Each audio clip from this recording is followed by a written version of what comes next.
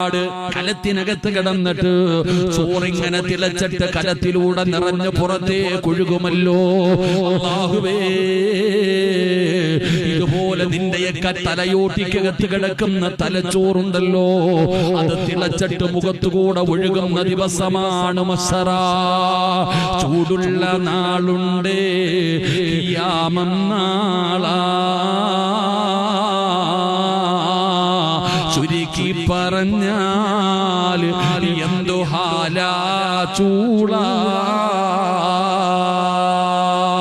വന്തോഷ വണ്ടിയോ മായി വരുന്നേ കാള. ക്ഷീണത്തിനാലൊലിക്കുന്നതാണേ സുഹൃത്തുക്കളെ തിളയ്ക്കുന്നതാണേ